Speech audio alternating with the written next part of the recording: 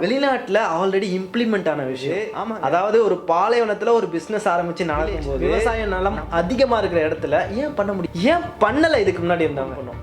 But income improvement பண்ணுமா? அதாவது கல்ஃப்ல பார்த்தீங்கன்னா லார்ஜஸ்ட் ஃபுட் இண்டஸ்ட்ரி ரெவன்யூ எவ்வளோ தெரியுமா? 5.7 billion per year. Full control system. எப்படி நம்ம ஊர்ல இருக்க ஆவின் கண்ட்ரோல் எத்தனை வருஷமா பண்ணிட்டு இருக்காங்க. வேலை வாய்ப்பு இன்க்ரீஸ் இருக்கா? தமிழ் பீப்புளும் இருக்காங்க. அதாவது அல்மராய் வந்து பாலை மட்டும் விற்கல, ஒரு சிஸ்டத்தையே கட்டி தினம் தினம் தினம் தினம் கத்தி கத்தி கத்தி கத்தி இந்த அளவுக்கு எடுத்துட்டு வந்திருக்காரு. இங்க ரசிகரா போய் ஓட்டு போறதை விட்டுட்டு கொஞ்சம் யோசிச்சு பாருங்க. டெட் எண்டு ஜஸ்ட் ஒரு வாரம் பாருங்க. சவுதி கல்ஃப் இங்க எல்லாம் என்ன நடக்குது. பட் ஆனால் வாருன்னு வரும்போது சீமான் என்ன சொல்ற மாதிரி தண்ணிக்கும் உணவுக்கும் தான், அதாவது வாரே நடக்கும். வணக்கம் மக்களே, நான் உங்கள் உதயா. இது உங்கள் குரு சிஷ்யா சேனல். ஆக்சுவலி இந்த குரு சிஷ்யான்னு இருக்குது பார்த்தீங்களா, இது வந்துட்டு ஒரு 4 வருஷத்துக்கு முன்னாடியே நம்ம சேனல் ஓப்பன் பண்ணி நம்ம vlog, பர்சனல் vlogs இதெல்லாம் போட்டுட்டு இருந்தோம்.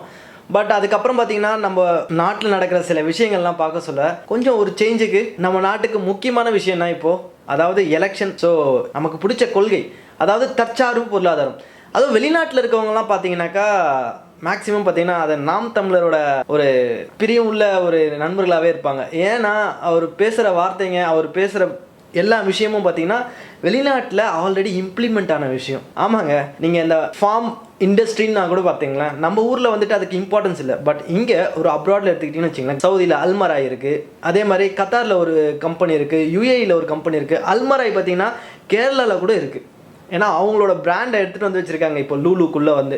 ஸோ இவங்க ஒரு மல்டி ப்ராடக்ட்ஸ், ஒரு பாலில் இருந்து ஏகப்பட்ட விஷயம் இன்க்ளூடிங் ஜூஸ் பாட்டில் முதல் கொண்டு. ஸோ அந்த மாதிரி ஒரு கம்பெனியை இங்கே சவுதியில் நடத்தும் போது, அதாவது ஒரு பாலைவனத்தில் ஒரு பிஸ்னஸ் ஆரம்பித்து நடக்கும்போது நம்ம நாட்டில் அதுவும் வந்துட்டு இயற்கையாகவே தற்சார்பு விவசாயத்துக்கான சார்ந்த ஒரு நகரமாக இருக்கும்போது, அதாவது வில்லேஜ் விவசாய நலம் அதிகமாக இருக்கிற இடத்துல ஏன் பண்ண முடியும், ஏன் பண்ணலை இதுக்கு முன்னாடி இருந்தவங்க? அதுக்கான பதிலையும் நான் சொல்கிறேன். நம்ம நாட்டோட இன்ஃப்ராஸ்ட்ரக்சரை இம்ப்ரூவ்மெண்ட் பண்ணும். பட் இன்கம் இம்ப்ரூவ்மெண்ட் பண்ணுமா? வாய்ப்பு இல்லை. இன்ஃப்ராஸ்ட்ரக்சர் சேலத்தில் பார்த்தீங்கன்னா, சேலத்தில் இருந்துட்டு அதாவது விவசாய நிலத்தெல்லாம் கட் பண்ணி எடுத்துகிட்டு போயிட்டு ரோடு எடுத்துகிட்டு போயிட்டு டேரெக்டாக கன்னியாகுமரி வரைக்கும் எடுத்துகிட்டு போகிறாங்கன்ற ஒரு குற்றச்சாட்டுலாம் இருக்குது பார்த்தீங்களா. ஹார்பர் இதெல்லாம் பார்த்தீங்கன்னா, அதாவது நம்ம ஊரில் பெரிய மல்டிநேஷ்னல் கம்பெனிஸ் இருக்குது பார்த்தீங்களா, அவங்களுக்கு சாதகமான ஒரு கான்ட்ராக்ட்ஸாகவே மேக்ஸிமம் பார்த்தீங்கன்னா இந்த ஆண்ட கட்சிகள் பண்ணாங்க. அதாவது மக்களுக்காக ஒரு விஷயம் பண்ணாங்கனாக்கா சொற்பம், அதாவது கைவிட்டு எண்ணிடலாம். அதுலேயும் இது இருக்கான்னு பார்த்து தான் பண்ணியிருக்காங்க. சரிங்களா, ஏகப்பட்ட விஷயம். நீங்கள் பார்த்தீங்கன்னா நான் ஒரு ஷார்ட் வீடியோவிலே சொல்லியிருப்பேன், இவங்க கட்டின பில்டிங் அதாவது 3 மாதத்துலேயே ஒரு பிரிட்ஜே வந்துட்டு தண்ணியில் அடிச்சுட்டு போகுது. அப்படியேப்பட்ட ஒர்க்கு. அதுலேயும் வந்துட்டு இப்போது ஆண்டுட்டு இருக்க கட்சி இருக்குது பார்த்தீங்களா, அவங்களோட சார்ந்த ஒரு செய்தி தொடர்பாளர் என்ன சொன்னார்னாக்கா, அதாவது இது மாதிரி நிறைய இடத்துல நடக்குது, இது அடுத்தது வராமல் இருக்க பார்த்துக்கலாம். அதாவது 16 கோடி தண்ணியில் போச்சு, அந்த மாதிரி கதை இவங்களது. இப்போ வாங்க விவசாயம் பிஸ்னஸுக்கு வருவோம், அதாவது மாட்டு பண்ணை பிஸ்னஸுக்கு வருவோம். இப்போ அல்மராய் கம்பெனி இருக்குது, மல்டிநேஷ்னல் ஃபுட் கம்பெனி. ஆனால் அவங்களோட ஸ்டார்டிங் பேஸ் பார்த்தீங்கன்னாக்கா, அதாவது பால் பிஸ்னஸ் எப்போ ஆரம்பிச்சிருக்காங்கன்னா 1977. ஹெட் குவார்ட்டர்ஸ் பார்த்தீங்கன்னா ரியாதில். இது வந்துட்டு மிடில் ஈஸ்ட், அதாவது கல்ஃபில் பார்த்தீங்கன்னா largest food industry, processing factories. அதாவது பால்ல இருந்து நம்ம அடுத்த ப்ராடக்ட்ஸை மேக் பண்ணலாம். அதாவது தயிர், மோர், ஜூஸ், அதுக்கப்புறமா வந்துட்டு protein powders, packaging, logistics, retail distributions. இதில் ரெவன்யூ எவ்வளோ தெரியுமா இங்கே? அதாவது டாலரில் சொல்கிறேன் பாருங்க, 5.7 பில்லியன் பர் இயர். அதாவது எம்ப்ளாயி மட்டும் பார்த்தீங்கன்னா 45,000 எம்ப்ளாயி. இப்போ எங்கெல்லாம் இது இருக்குனாக்கா, சவுதி அரேபியாலே, ஈஜிப்த், ஜோர்டான். இவங்களோட ப்ராடக்ட்ஸோட நேம்லாம் பார்த்தீங்கன்னா milk and yogurt, cheese and butter, juice, bakery, poultry. இவங்க சிக்கன் ஃபார்மும் வச்சிருக்காங்க. அப்புறம் இன்ஃபென்ட் ஃபார்முலா, குழந்தைங்களுக்கு தேவையான பால். ஃபுல் ஃபுட் எக்கோசிஸ்டம் கம்பெனி இது. அதாவது இந்த அல்மராயை குறிப்பாக நம்ம ஏன் பேசுகிறோம் அப்படின்னா, நம்ம ஊரோட வெப்பநிலையும் சவுதி அரேபியா அதாவது கல்ஃபோட வெப்பநிலையும் பாருங்கள். அதாவது ஒரு பாலைவனத்தில் 50 டிகிரி செல்சியஸ் ஃபார்முக்குள்ளே இருக்க மாடோட தங்கும் இடத்துல இருக்க டெம்பரேச்சர் பார்த்தீங்கன்னா அரௌண்ட் 21 டிகிரி செல்சியஸை மெயின்டைன் பண்ணிட்டு இருக்காங்க. நம்ம ஊரில் இயற்கையாகவே பார்த்தீங்கன்னா அரௌண்டு 28, 30 இதுலேயே தான் இருக்கும். ஸோ நமக்கு அதுவும் நம்மளோட மாடுகள் இருக்குது பார்த்தீங்கன்னா, இவங்க வைக்கிற மாடெல்லாம் பார்த்தீங்கன்னா ஜெர்சி ஹைப்ரிட் மாடெல்லாம் வச்சுருப்பாங்க. பட் நம்ம ஊர் மாடு வெப்ப சூழ்நிலைக்கு ஏற்ற மாதிரி நம்ம மாடுங்க இருக்கும். இவங்களோட சப்ளை செயின் ஸ்ட்ரென்த் பார்த்தீங்கன்னா ஓன் டெலிவரி ட்ரக்ஸ் வச்சுருக்காங்க.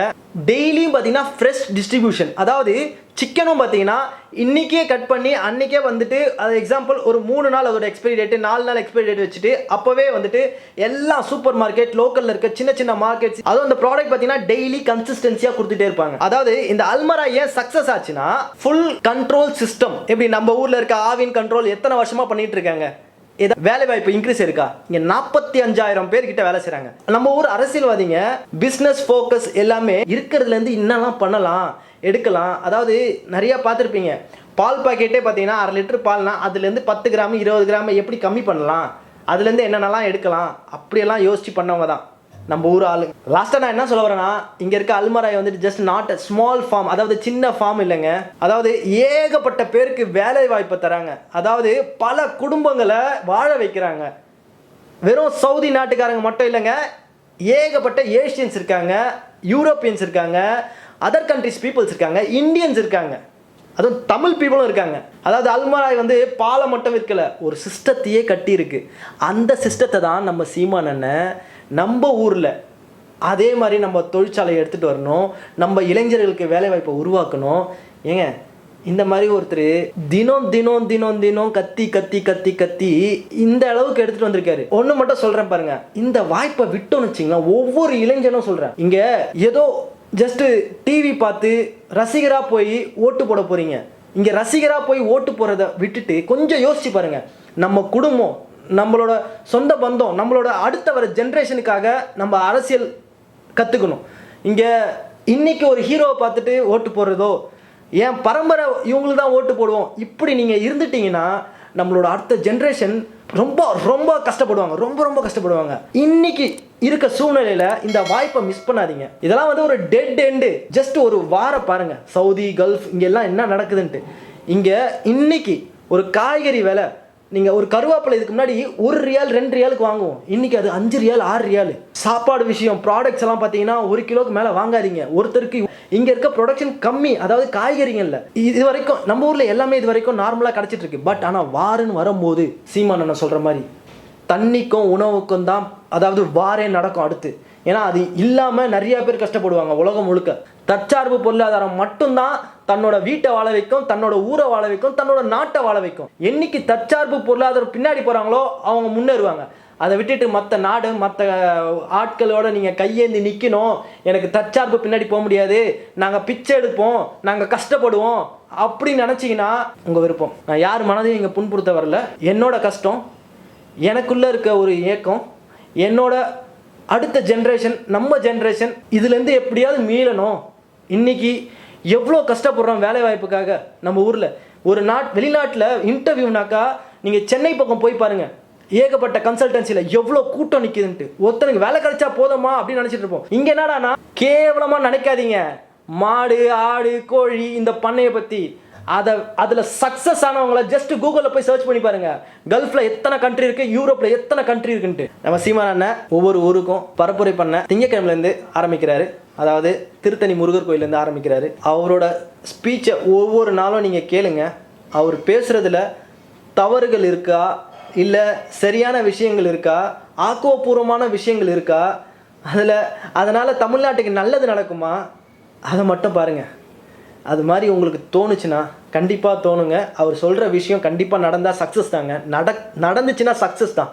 ஏன்னா உணவுன்ற ஒரு பொருளை நீங்கள் ஆரம்பிச்சிங்கன்னா பிஸ்னஸ், அந்த பிஸ்னஸ் கண்டிப்பாக சக்ஸஸில் போய் முடியும். மீண்டும் ஒரு நல்ல வீடியோ திரும்ப சந்திப்போம். அதுவரை உங்களிடம் இருந்து விடை பெறுவது உங்கள் உதய் ஃப்ரம் குரு சிஷ்யா.